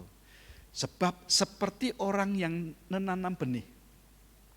Saya tuh bersyukur kalau Anda ke belakang tuh melihat, ya jeruknya sekarang masih kecil-kecil. Yang kemarin udah besar-besar, sudah diambilin, beberapa saudara sudah nikmatin gitu ya. Yang belum jangan dulu, masih kecil-kecil puntil saudara. Izinkan tuh gede dulu, saya pengen tuh, karena bisa besar sekali itu. Lemon California, bagus gitu. Nah dari kecil tuh, saya cangkul, tanam, pupuk, siram, itu lakukan. Dan mengharapkan benih. Waktu Anda bawa itu, benih yang kecil itu, Anda ngerti ini adalah kehidupan. Yang sebenarnya disebut laharoi itu adalah Tuhan melihat ada kehidupan. Begitu ada kehidupan, maka Tuhan itu akan melangkahkan kakinya turun. Karena benih itu adalah kehidupan, saudara. Begitu Anda lakukan sesuatu, benih yang Anda taruh, Tuhan lihat itu hidup, itu kehidupan. Nyakitkan enggak apa-apa, tapi itu akan bertumbuh menjadi sebuah pohon. Dan pohon itu akan menghasilkan buah-buah pada musimnya. Orang berkata pohon jeruk itu sebenarnya enggak ada musimnya. Selalu berbuah, selalu berbuah, selalu berbuah. Asal pupuknya itu terus. Siramannya tidak berhenti. Itu terus bisa menghasilkan. Yang namanya Laharoi atau Elroy itu Allah yang hidup melihat. Dia Allah yang hidup melihat, memperhatikan. Dari sisi Allah yang hidup memperhatikan. Tapi dari sisi yang lain ada sebuah kehidupan, yaitu benih. Diperhatikan, benih dengan orang yang menabur benih itu. Oh, ia hidup. Karena dia mempraktekkan firman. Bukan mati, saudara. Orang yang punya iman itu orang yang hidup. Bukan orang mati. Bedanya orang beriman dengan orang yang tidak beriman. Ini saudara. Kalau dalam bahasa lain itu bios. Katakan bios. Bios itu sepertinya hidup, tapi mati. Maka sekarang ada istilah bioskop gitu. Kalau Anda nonton bioskop, nonton gitu, kayaknya ya gerak, kayaknya ada tangis-tangisan. Tapi kalau Anda ajak cakap-cakap, nggak bisa itu, karena sudah diprogram seperti itu. Nah, orang yang hidup berbeda, dia menerima sebuah kehidupan yang datang dari Tuhan. Dia mempraktekkan apa yang Tuhan ajarkan. Sehingga dia dilihat ada sebuah kehidupan. Dan Tuhan memperhatikan orang-orang yang menabur benih. Walaupun dengan mencucurkan air mata, tapi suatu hari akan menuai dengan sorak-sorai. Amin. Kejadian pasal yang ke-22 ayat yang ke-16. Dia berkata, aku bersumpah demi diriku sendiri. Demikianlah firman Tuhan. Karena engkau telah berbuat demikian. Dan engkau tidak segan-segan menyerahkan anakmu yang tunggal. Saudara perhatikan ini. Kalau Anda bahkan diperintahkan Tuhan lakukan apa. Mungkin akan menyakitkan, akan menyiksa dagingmu. Lakukan. Sebab itu akan menyukakan hati Tuhan. Dia enggak berpikir bahwa nanti dia akan memperoleh sesuatu. Dalam dirinya adalah dia ingin menyukakan Tuhannya. Dia ingin menyukakan pribadi yang telah mengadakan itu. Dan dia berkata, aku akan memberkati engkau berlimpah-limpah. Dan membuat keturunanmu sangat banyak. Seperti bintang di langit dan seperti pasir di laut. Dan keturunanmu itu akan menduduki kota-kota musuh. Oleh keturunanmu lah semua bangsa di bumi akan mendapat berkat. Karena engkau mendengarkan firman-Ku. Nah, bagian ini ya saudara ya, yang harus kita masukkan dalam hati dengan benar. Sebab banyak orang Kristen dia hanya mempercayai ayatnya yang ke-17 dan ayat yang ke-18a. Apa yang dikatakan 17 dan 18a? Itu sebenarnya janji Tuhan. Maka aku akan memberkati engkau berlimpah-limpah dan membuat keturunanmu dan sebagainya. Hanya berhenti sampai di situ. Enggak pernah melihat bahwa proses yang dikerjakan dalam ketaatan, dalam rasa hormat, dalam rasa takut akan Tuhan. Dia menghargai pribadi Tuhan adalah sang pengada dan melakukan apa yang diperintahkan. Alkitab berkata, dia sang pelaksana firman yang kuat. Saya suka dengan sebuah lagu yang dinyanyikan oleh almarhum Bapak Pendeta Petrus Agung. Yesus Raja yang berbeda, dia berkuasa, apa ya saudara? Namun penuh cinta. Yesus Raja yang berbeda, semuanya dia miliki tapi murah hati. Yesus Raja yang berbeda, bukan hanya berjanji tapi rela mati. Ada banyak orang berjanji tapi enggak pernah bisa menepati kan saudara ya. Yesus Raja yang berbeda, apa yang terjadi? Aku makin jatuh cinta padanya. Amin saudara. Saya berharap setiap kita ngalami Tuhan dan menikmati akan perjanjiannya. Mari kita bangkit berdiri. Ada satu pujian yang kita akan nyanyikan bersama-sama. Lagu itu merupakan suatu doa dan komitmen hati. Engkau yang lebih tahu cara untuk membuka jalanku. Engkau yang lebih mengerti cara untuk menolong hidupku. Lalu dikatakan, ku percaya kau Tuhan yang tak pernah gagal menjadikanku lebih daripada pemenang. Ku percaya kau Tuhan yang tak pernah lalai menepati janji-janjimu. Saudara diberkati, mari kita nyanyikan pujian ini.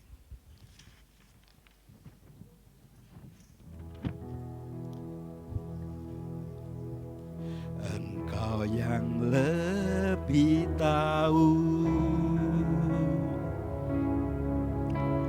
cara untuk membuka jalanku. Engkau yang lebih mengerti cara untuk menolong hidupku.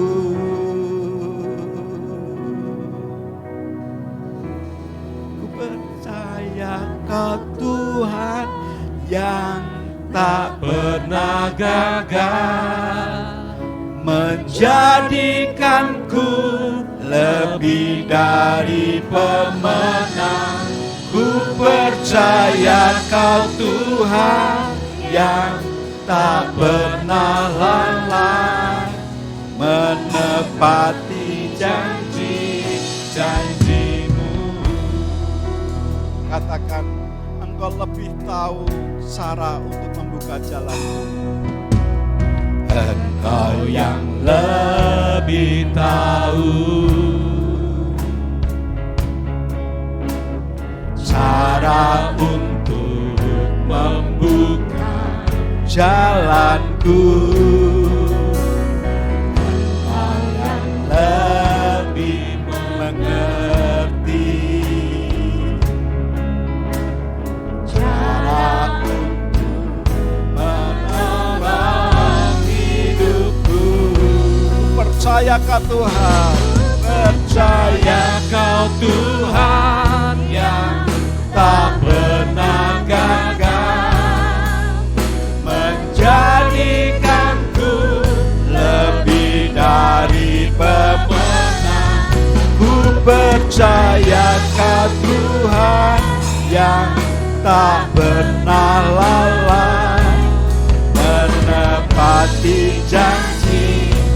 Ku percaya Kau Tuhan, ku percaya Kau Tuhan yang tak pernah gagal menjadikanku lebih dari. Ku percaya Kau Tuhan yang tak pernah lalai menepati janji. Nyanyikan bersama-sama, ku percaya Kau Tuhan. Haleluya. Yeah. Ku percaya Kau Tuhan yang tak pernah gagal menjadikanku lebih dari Tuhan, ya Tuhan, ya Tuhan.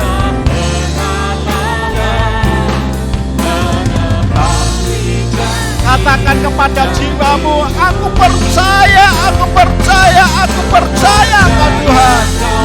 Oh, Shanta Karala Proloposia kata Karala Ba. Ye reka Shanta Karala Proloposi kete Karala Bata Kara. Ya Tuhan, ya Tuhan, ya Tuhan, ya Tuhan, ya Tuhan. Ya Tuhan. Shanta Karala Pasyataka menepati. Katakan ku percaya, ku percaya, ku percaya Tuhan. Ku percaya Kau Tuhan yang tak pernah gagal menjadikanku lebih dari pemilik. Ku percaya Kau Tuhan yang tak pernah lalai menepati janji-janjiku. Saudara, kalau Anda percaya Tuhan tuh lebih tahu bagaimana cara membuka jalan buat hidup kita. Dia ngerti persis bagian-bagian tertentu untuk berkatnya itu dialirkan, sebab dia ngerti mana yang terbaik yang harus Anda dan saya terima. Kadang-kadang kalau kita ngelihat anak-anak kecil, misalnya Noela gitu ya, kita kasih barang dan kemudian apa saja langsung diambil. Apa yang setelah dia diambil langsung diemplok gitu saudara. Dia nggak tahu ini racun kah enggak saudara. Nah kita yang dewasa, ojo dimakan kan gitu. Nah Tuhan tuh sama dengan kita. Dia berkata, ojo yang itu racun. Kowe jadian baik gitu, nanti wah uripmu tuh mati berdiri, repot. Karena orang ini bocah-bocah tidak cocok buat kamu. Ada orang yang lebih baik yang aku sediakan buat engkau. Rezeki yang ini jangan. Itu bukan rezeki, itu racun tuh. Dia ingin supaya kita ngerti persis dengan caranya dia membuka jalan-jalannya dan memberkati hidup kita. Amin. Nyanyikan pujian ini sebagai doa kita. Kalau Anda sedang bergumul, Tuhan kau lihat hatiku. Seperti Daud berkata, hai jiwaku kenali Tuhan Allahmu. Hai jiwaku pujilah dia. Hai jiwaku sembah dia, sebab dia tahu persis akan kebutuhanmu.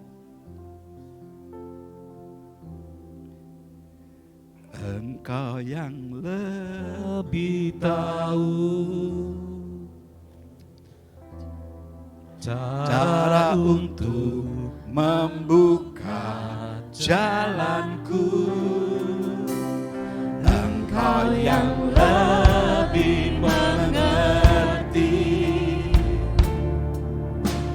cara untuk menolong hidupku. Ku percaya Kau Tuhan, ku percaya Kau Tuhan yang tak pernah gagal menjadikanku lebih dari pemenang. Ku percaya Kau Tuhan yang tak pernah lalai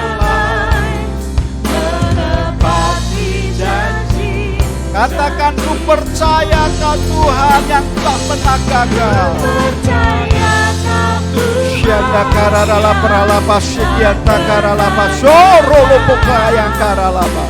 Benta kaya karalapa syukur yang karalapa syata karalapa. Ya Tuhan, ya Tuhan.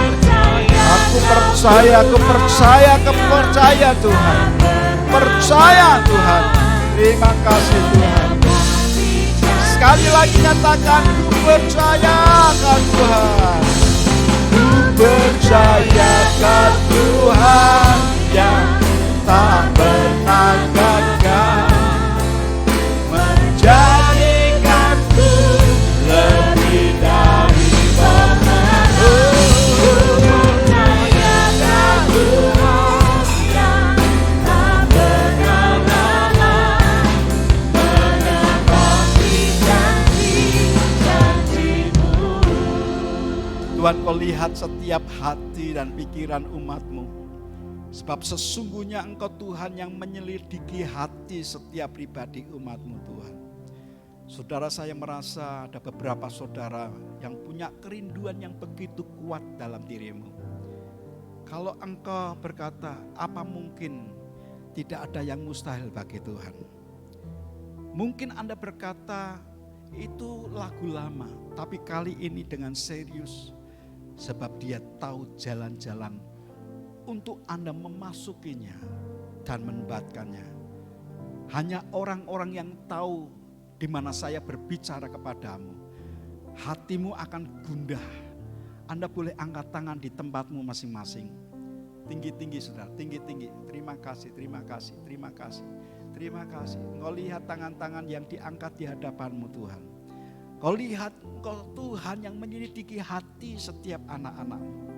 Dan biarlah sebelum tahun ini berlalu, hamba-Mu menerima akan janji apa yang Tuhan telah berencanakan. Terima kasih Bapa, buat hamba-Mu lihat, buat hamba-Mu melihat, buat hamba-Mu melihat, buat hamba-Mu melihat, buat hamba-Mu melihat dalam nama Tuhan Yesus, dalam nama Tuhan Yesus, dalam nama Tuhan Yesus. Kuriang karalapa sikianta karalapa sikianta karalapa. Kuri kala sembayang saudara, sembayang saudara, sembayang. Kuri karalapa sikianta karalapa sikianta karalapa syataka. Kuri kasyata karalapa sikianta karalapa sikianta karalapa. Bukankah Dia seringkali membuat sesuatu di luar pikiran kita, bahkan melampaui keinginan dan pikiran hati kita? Dia yang menyediakan semuanya. Itu sebabnya membuat Sarah ketawa. Itu juga akan membuat orang-orang lain melihat kita tertawa. Tapi tertawanya bukan tertawa ngejek. Tertawanya karena tertawa bahagia. Karena Tuhan yang bekerja. Hamba berdoa ya Tuhan, setiap umat-Mu mendapatkan pencerahan yang datang daripada-Mu. Dan mulai hari ini bisa memiliki sikap yang benar, mengawal janji yang Tuhan telah berikan. Memintakan berkat rahmat-Mu mengalir dengan limpah dalam hidup anak-anak-Mu. Sebentar kami akan mengembalikan perpuluhan janji iman kami, nasar kami. Berbicaralah Tuhan, berbicaralah Tuhan kepada anak-anak-Mu. Dan kami siap mengerjakannya dalam ketaatan. Demi dan di dalam nama Tuhan Yesus. Dan semua kita yang mau taat kepada Bapa berkata, amin. Silakan saudara duduk. Baik, saudara, Anda menerima 2 amplop ya. Amplop yang satu, amplop persembahan biasa. Dan amplop yang kedua adalah amplop untuk persiapan Natal dari panitia Natal. Anda mengerjakan, Anda berdoa dengan sungguh-sungguh, lakukan yang terbaik dalam ketaatan supaya Anda ngerti ini bagian yang harus dilakukan untuk Tuhan. Mari sekali lagi kita akan berdoa, minta anugerahnya. Sekali lagi umat-Mu datang kepadamu. Berbicaralah Tuhan kepada hamba-hamba-Mu ini. Apa yang terbaik untuk kami kerjakan. Mentaati apa yang Tuhan perintahkan. Demi dan di dalam nama Tuhan Yesus, biarlah persembahan itu memuliakan nama-Mu Tuhan. Dan semua kita yang percaya berkata, amin. Silakan. ku mau tetap bersyukur, senantiasa bersyukur. Semua yang ku alami, biar kehendak terjadi, ku mau tetap bersyukur, senantiasa bersyukur. Hatiku kan bersuka, sebab hari ini hari yang terbaik.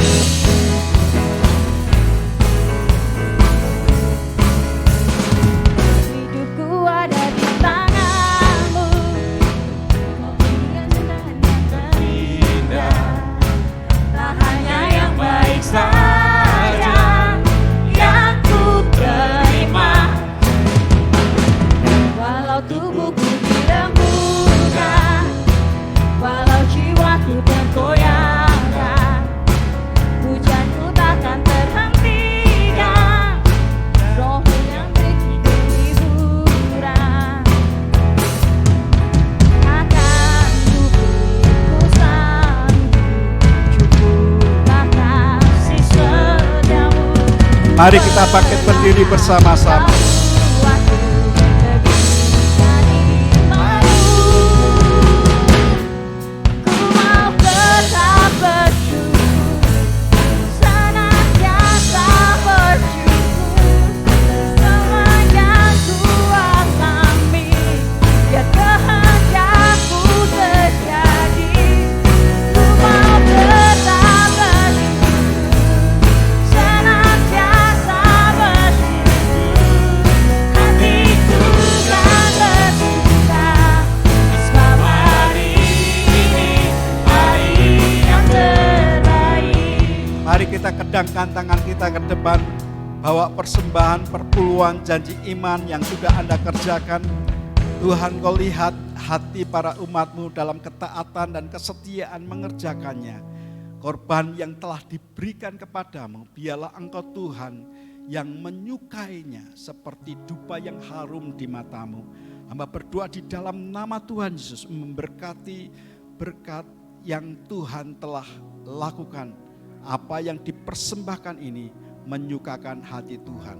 Saudara, kedangkan tangan saudara, pulanglah dengan membawa berkat yang datang dari Allah Bapa, kasih kemurahan dalam Kristus Yesus Tuhan, dan penyertaan yang dinyatakan dalam kehidupanmu sepanjang umurmu. Engkau akan dilimpahi dengan segala yang baik. Dan kami katakan di dalam nama Tuhan Yesus, engkau akan melewati masa-masa yang kuat dan berhasil oleh karena Tuhan sendiri. Demi dan di dalam nama Tuhan Yesus, dan semua kita yang diberkati berkata, amin. Kiranya Engkau memberkati aku berlimpah-limpah dan memperluas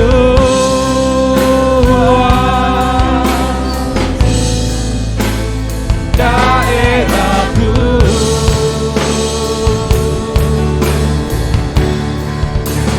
Dan kiranya tangan-Mu menyertai aku dan melindungi aku daripada malapetaka, sehingga kesakitan tidak menimpa aku. Selamat hari Minggu, Tuhan Yesus memberkati.